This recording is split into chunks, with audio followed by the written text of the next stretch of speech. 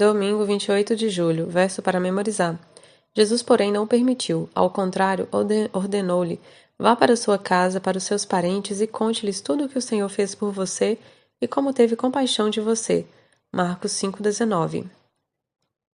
Acalmando a tempestade. Pergunta 1. Leia Marcos 4, 35 ao 41. O que aconteceu nessa história e que lições podemos tirar dela sobre quem é Jesus? Ao anoitecer, Jesus disse a seus discípulos: vamos atravessar para o outro lado do mar. Com ele a bordo, partiram e deixaram a multidão para trás, embora outros barcos o seguissem.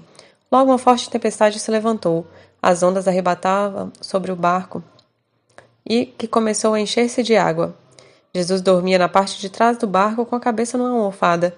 Os discípulos o acordaram, clamando: Mestre, vamos morrer! O Senhor não se importa? Jesus despertou, repreendeu o vento e disse ao mar: Silêncio, aquiete-se. De repente o vento parou e houve grande calmaria.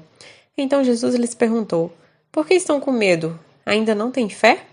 Apavorados, os discípulos diziam uns aos outros: Quem é este homem? Até o vento e o mar lhe obedecem. No início de Marcos 4, Jesus entrou em um barco para ensinar a multidão que estava na praia. Em Marcos 4, 10 a 12, parece que ele deve ter saído do barco e conversado com os discípulos em particular.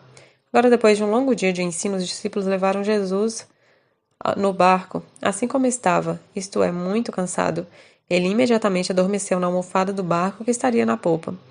Uma grande tempestade surgiu ao lago e o barco corria risco de afundar quando os discípulos acordaram o mestre.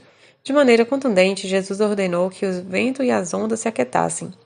Uma grande calmaria veio sobre o lago, e os discípulos ficaram espantados com a demonstração do poder divino. Pergunta 2. Leia o Salmo 104, 1 ao 9. Como a imagem de Yahvé, nesse texto, se compara a Cristo acalmando a tempestade? Todo meu ser louve o Senhor. Ó Senhor, meu Deus, como és grandioso! Estás vestido de glória e majestade, envolto num manto de luz. Estendes a cortina estrelada dos céus. Pões as vigas de tua casa nas nuvens de chuva. Faze das nuvens o teu carro de combate. Cavalgas nas asas do vento. Os ventos são teus mensageiros e as chamas de fogo teus servos. Firmaste o mundo sobre seus alicerces para que jamais seja abalado. Vestistes a terra com torrentes de água, com água que cobriu até os montes. Por tua ordem, as águas fugiram, ao som de teu trovão saíram correndo. Montes se ergueram e vales afundaram, ao nível que tu decretastes. Estabelecestes um limite para as águas, para que nunca mais cobrissem a terra.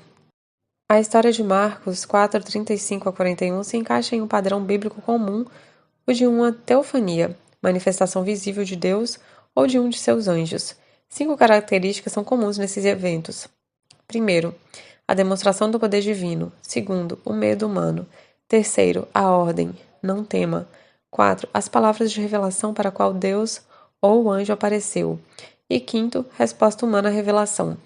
4 das 5 características estão nessa história. Acalmar a tempestade é a demonstração do poder divino.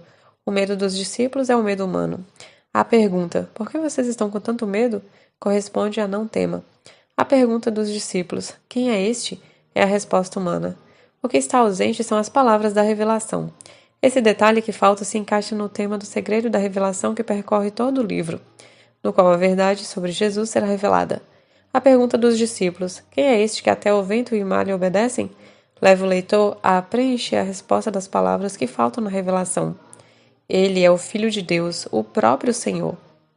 Como aprender a se apoiar no poder de Deus e a confiar nele em todas as situações?